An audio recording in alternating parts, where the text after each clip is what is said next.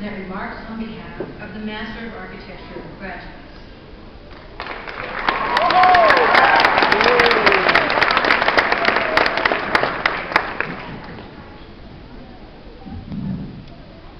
Well done, Dina and the other speakers. I hardly feel like I need to say anything after those wonderful concluding remarks of hers.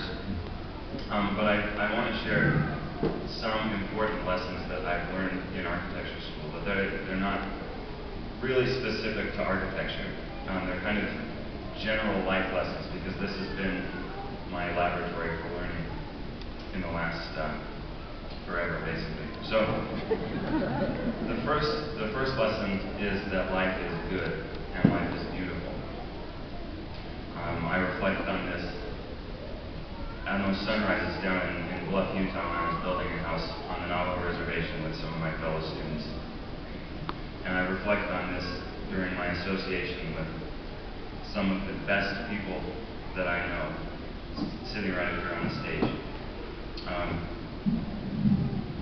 And I reflect on this as I develop relationships with my fellow students. A lot of these students sitting down here I've only known for a year, because I started early with them and then kind of came back and picked up. But there's something that an architect said who came to visit a few weeks ago, who was a lecturer, that has been running through my head every day since then. And that is that you only get developed knowledge through developed relationships. And I think that is absolutely true.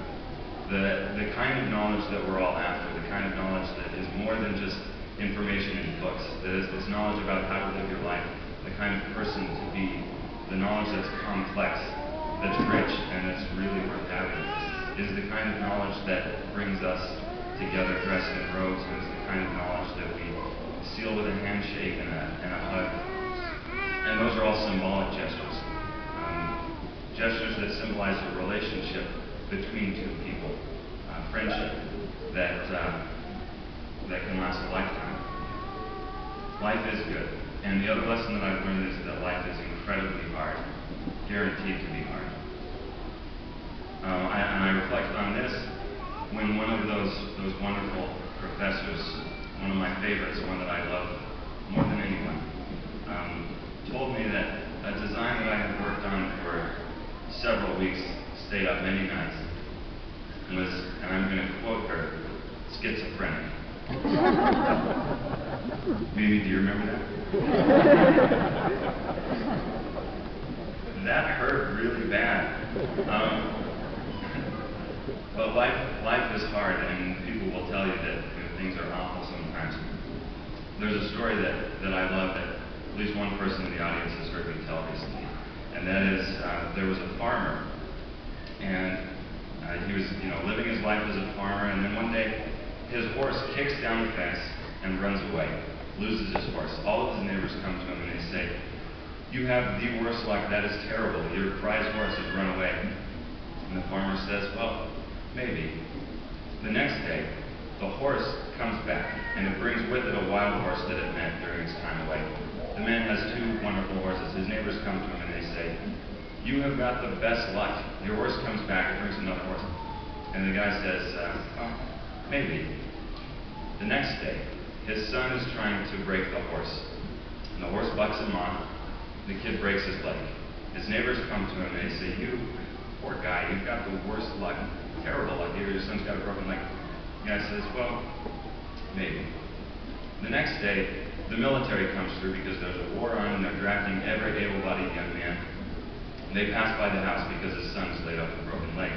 His neighbors come to him and say, "What good luck you've had?" He says, "Maybe." I think life is like that. That story is true, and it makes me laugh to think about.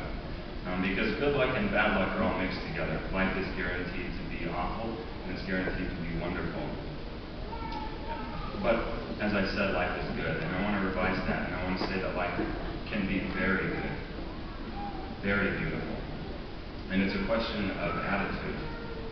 When I look at my own life, and when I look at the lives of the students I've associated with, the hallmarks of success that I see are humility and gratitude and graciousness, selflessness, empathy, the exact things that Dina talked about just before me.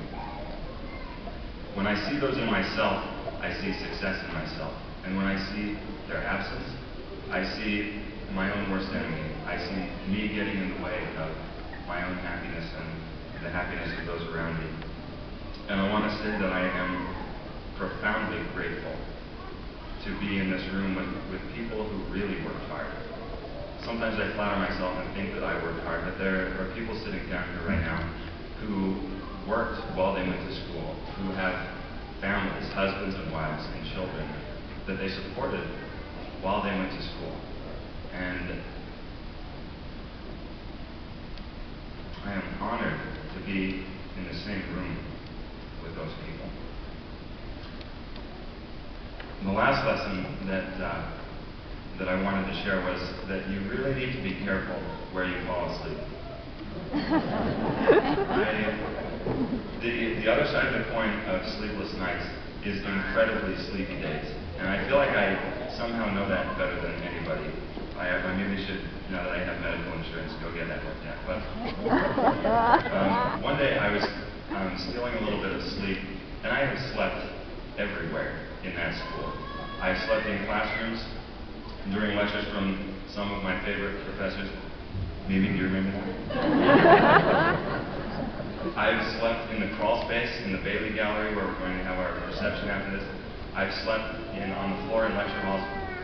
So on one such day, I was on the floor in the lecture hall in the basement, and I'd been there for a couple of hours. And somebody was a student who actually knew me pretty well. They walked in the room. It was a young lady, and she heard apparently the rough sounds of my sleep and thought there was a homeless person that had taken me. So she walked out of the room, and she got everybody from the studio to come in to defend her against this wild man. And so I woke up surrounded by the 8 biggest guys in our studio. And that was a little disconcerting. But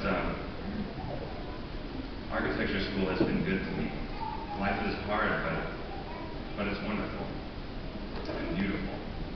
And I'm grateful to know the people that are sitting down here that you know so well.